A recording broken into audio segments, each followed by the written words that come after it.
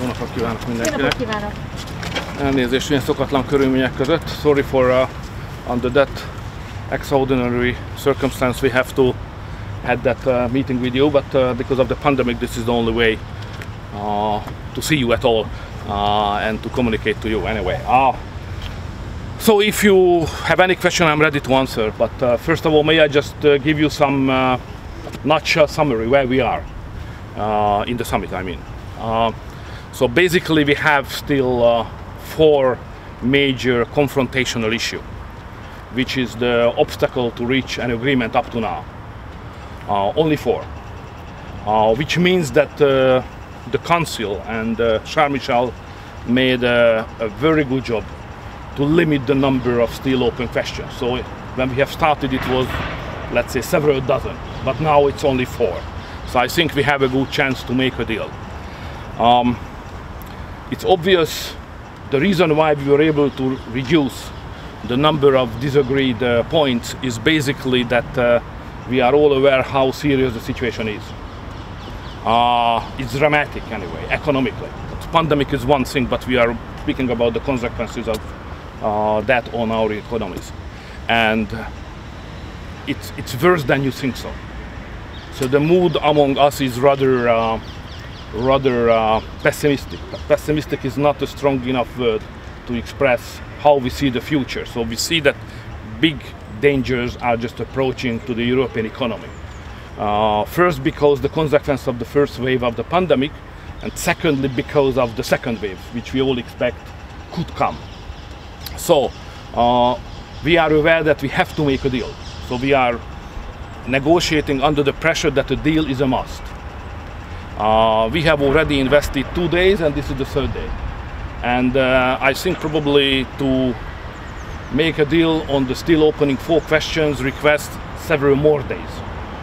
But we Hungarians are ready to stay. We manage our hotel for a week. So if we have to make a deal because of negotiating for a week, we are ready to stay. So we would not like to go home without having a solution for Europe. It's not about Hungary, because Hungary is just a small story in the big novel.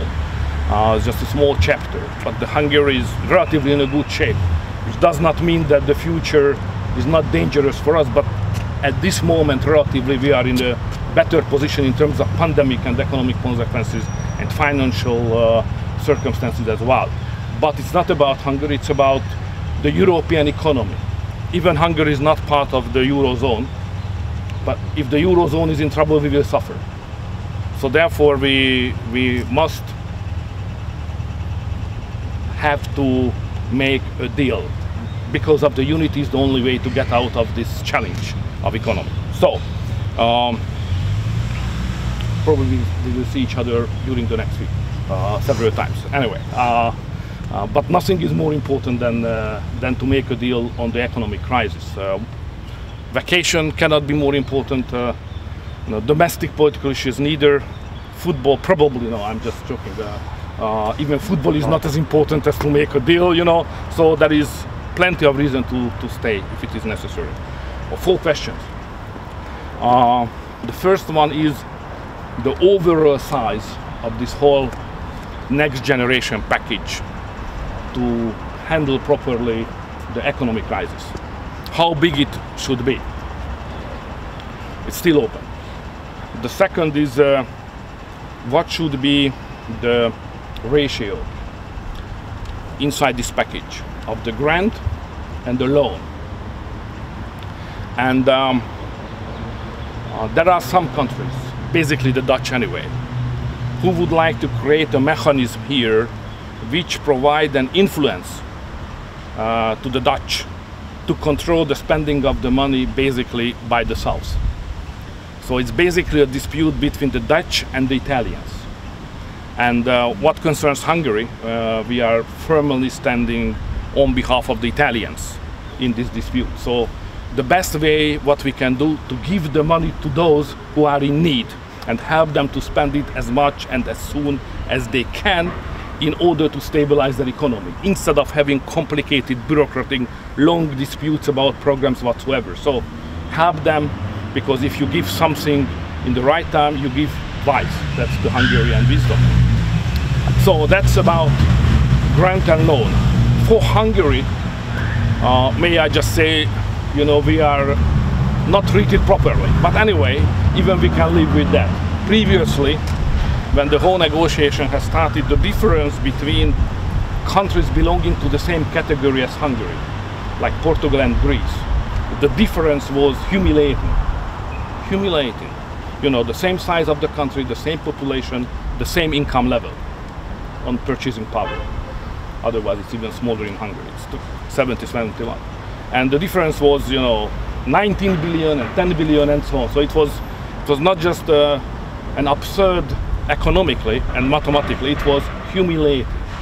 Now we are still in the second rank anyway. It's a double standard, so we haven't got what the others will get. But okay, in order the unity and be together and make a deal, we are ready to accept it. It's not fair, but at least not humiliating. That's our position. Please don't forget that the Hungarians will get the money from the New Generation Fund, which is basically generated by a loan. It's a loan community. A size of money which is lower than we will pay back in the forthcoming 30 years. So in long term, this business is negative for us anyway. But we can live with that. Third point is rebates. Rebates is, you know, it's a privilege of the rich countries. And we would like to get rid of that. That was created by the British. Brexit happened. Rebate should leave also. So we should get rid of it. Because it's a privilege. There is no, because of British got it, it was logical to keep some equilibrium to provide it for some other countries as well. Because of the British. But no, British are not here anymore. So it's simply a privilege. A very, like it was for the aristocrats in the 19th century. So if we would like to be equal, we simply should get rid of it. But the rich countries insist on. They don't move even a single step. Which is a problem anyway. It could be the final problem, the biggest one. And the fourth one is rule of law. What's going on is a little bit strange, because there is a 100% agreement on the rule of law. So everybody said, as Macron formulated, President Macron formulated, that rule of law is existential. And it's correct. So if somebody is not ready to accept the rule of law, should leave the European Union immediately. So it should not be punished by money or something, but to say, goodbye, son, goodbye, guys. Because this community is based on rule of law, and we like that approach, it's okay. The other issue is how we can strengthen the financial control of spending the money, which we have procedures and institutions, and if the Commission wishes so, we can make it stronger, that's fine. But the proposal is not to make stronger the financial control, neither to be more clear on the rule of law procedure, but they would like to create a new mechanism. So it's not the old rule of law mechanism related to the budget. This is not the case. That would be obviously request a modification of the treaty. So therefore the idea is to create a new rule of law mechanism. And to create a new mechanism and instrument takes, you know, a long time to be negotiated, because it's a legal instrument. It must be precise, accurate, clarity, and so on and so on. So if you would like to do so, we are not against it, let's discuss it. But it takes weeks. We are ready to do so, but a new legal instrument and mechanism must be the proper one. So that's where we are. Who are the main fighters? Red box, the Dutch. Blue corner, Hungary. So that's so simple. I don't know what is the personal reason for the Dutch Prime Minister to hate me or Hungary, but he is attacking so harshly and making very clear that because Hungary, in his opinion, does not respect the rule of law, must be punished financially. That's his position, which is not acceptable, because there is no decision about what is the rule of law situation in Hungary. We are ready, and I initiated anyway a proposal just during this summit to ask the Germans to give a guarantee that the European Council will negotiate and make a decision on the rule of law procedure against Hungary. Do it, please. Instead of creating a new mechanism, complete what we already have and what was initiated. So please make a decision on Hungary as soon as you can. So the Dutch would like to punish Hungary, but the major problem is not the Prime Minister, because, you know, Prime Ministers can make a deal. It's not easy with him anyway, but theoretically it's not impossible. The problem are the parliaments, because the Dutch parliament has a resolution and the Hungarian parliament has a resolution which is diametrically opposing each other. So we have a dispute and tension, dispute is the proper expression probably, between the two governments and between the two parliaments. So we have to settle this issue somehow. So these are the main four issues. I made another proposal which was rejected, but I tried to, you know, put it back again. And this is about NGOs. Because the experience of mine that in the recent years, NGOs who play political role, obviously, not denying that fact, even they say that they would like to have an influence on the public opinion on political issues. So that kind of NGOs got a lot of money from the budget of the European Union, and then they came to the member states and attacked the governments. So the European Union financed critical oppositional NGOs against the member states' government. I think it's not good. It's bad. We should not do that. So therefore I made a proposal that the control and the regulation of that kind of activity in financial terms as well should be the same as it is relevant to the political parties at the European level here. So we need the same regulation in terms of financing political NGOs and European political parties. So, but it was rejected anyway. But I tried to push it through again. So these are the situation. Takes some time, but if everybody is ready to stay, we can make a deal. Kérdezzem meg miniszterelnök úr, hogy mondta, hogy az egyik javaslatát elutasították, a másikat. Mindent. Tehát az, hogy adjanak egy világos garanciát, hogy Magyarországgal szemben lezárják a rule of law-t, hogy meg lesz a döntés, mi elfogadjuk, csak legyen döntés. Ezt elutasították, az NGO-t elutasították, az új mechanizmus nyilvánvalóan amit javasoltak, összehozza a politikát, meg a gazdaságot, ez a parlament szerint sem fogadható el, és hogy a gazdagabbak ne kapjanak többet, mint a szegények, abban sokat javult a helyzet, de a rebate miatt még nem ez a helyzet, mert ezt a privilégiumot a gazdagok meg akarják tartani. Szóval ha azt kérdezi, hogy mit hajtottam eddig végre a parlamenti döntésből, csak ennyit. What is the outcome of the V4 meeting? Meddig tart a csúcstalálkozó, és melyek a legnagyobb vitáspontok magyar szempontból? So the question is not how long it will be, but the deal must be reached. That's my point. Whatever is the way, how long it is, which can lead us there. Are you willing to give Polish position regarding rule of law, and what was the outcome of the V4 meeting yesterday? For some reason, the Dutch Prime Minister hates the Polish less than the Hungarians. He's less anti-Polish than anti-Hungarian, so you are a lucky guy anyway. So here my position is not to explain the position of other countries, because I don't have authority to do so. I'm speaking on behalf exclusively Hungary. I'm not speaking on behalf of V4, because V4 is led by you, I mean Polish Prime Minister, so it's not my job. I'm speaking on behalf of Hungary, but yeah, the Polish are fighting well. May I summarize in that way? Prime Minister, given that you mentioned the role of the national parliaments and that you have a more comfortable majority in the Hungarian parliament than your Dutch colleague, how much room to maneuver you have on the rule of law? I have some. Can you mention any red lines? Well, you know, I think we cannot avoid to have a direct relation and direct discussion between the Dutch and the Hungarian parliament. That difference cannot be settled through the prime ministers. So the Dutch and the Hungarian parliament should find a way how they can consult and manage. That's the only way out. Magyarország egyébként ragaszkodik az egyhangú döntéshozatalhoz a Rule of Law csomagban? Tegnap még ugye ez volt az állás, hogy volt. Igen, de a vita nem a egyhangúságról szól, hanem arról, hogy akarunk-e bevezetni egy új mechanizmus. So the discussion is not about rule of law and unanimity. The dispute is going on that some, led by the Dutch, would like to introduce a new mechanism, a new instrument, which did not exist up to now. So it's not about the modification of the already existing legal scheme, make an addition or something like that. No, it's a new mechanism. The text says that this is clearly separated from any rule of law mechanism. It's a new mechanism. I think it's questionable whether it has a basis in the treaty at all. So probably the conclusion of that discussion could be that we have to create a treaty basis for that. But anyway, so it's a new mechanism. And new mechanism must be, because it's a legal mechanism, must be very well defined in terms of categories we use and the procedure as well. You know, I'm coming from an ex-communist country.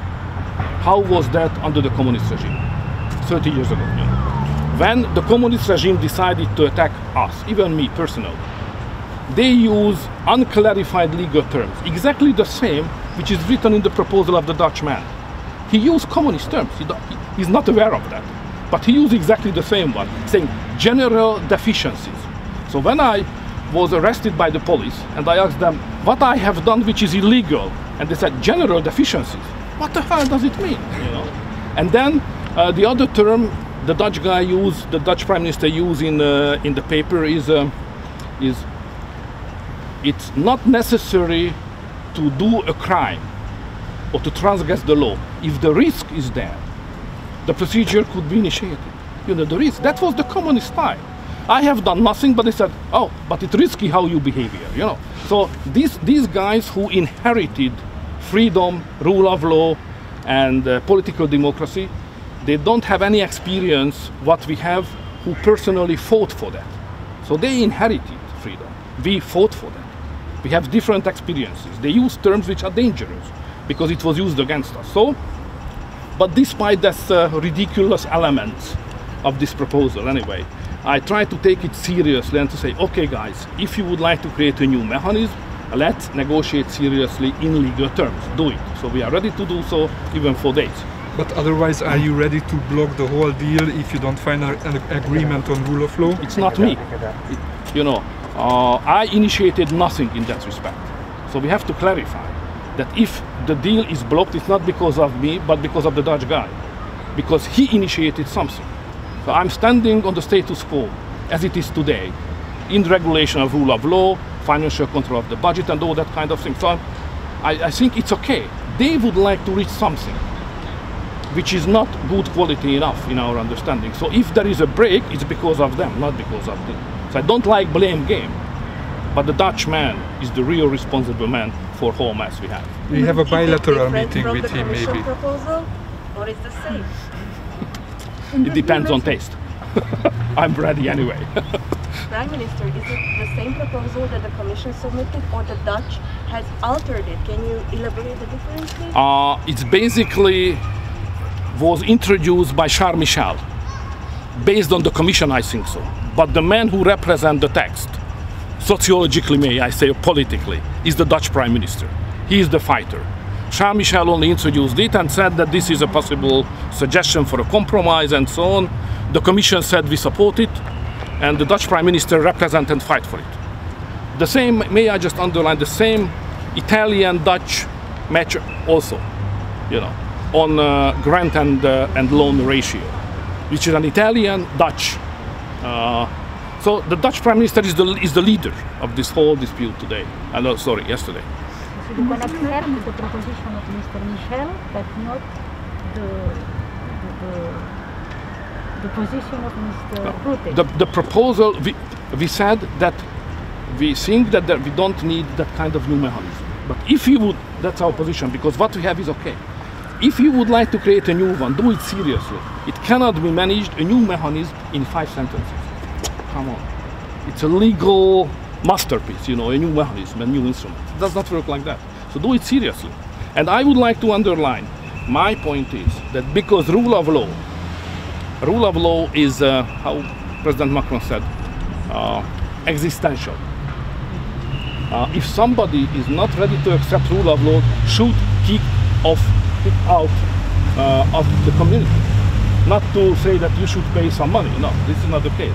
Leave the community, because rule of law is the sense. You know, I'm coming from an ex-communist country again. So rule of law was the basis to fight against communist regime in name of the freedom.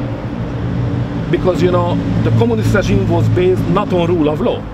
And we said that we would like to have a Western European society based on the rule of law. So I'm a fighter for rule of law. Because fight for freedom and fight for rule of law is the same thing in the Central European mind. So if somebody is not ready to accept it, please leave the community. It's a community of values as well. You still want to have a Western? You still want to have a Western society in Hungary? You just said. Because of the migration, now it's more complicated. The migration changed our understanding of the West. Because we would not like to have multicultural, parallel societies based on migration and so on. So we don't have that approach. So now the difference between the western part of the continent and the eastern part is obvious because of the migration question and the consequences of that on the political thinking. But it's another issue. It's not part of the negotiation today. In this new mechanism, if it would be introduced, who would have the say if the rule of law is breached, in your opinion? Sorry? I'm sorry. If there is a new mechanism, if you would in the end agree on it, the big question is who decides on if there's a breach in rule of law. What do you think about that? That's the question. It's not my proposal, so the answer is not come to me. It goes to those who make the proposal.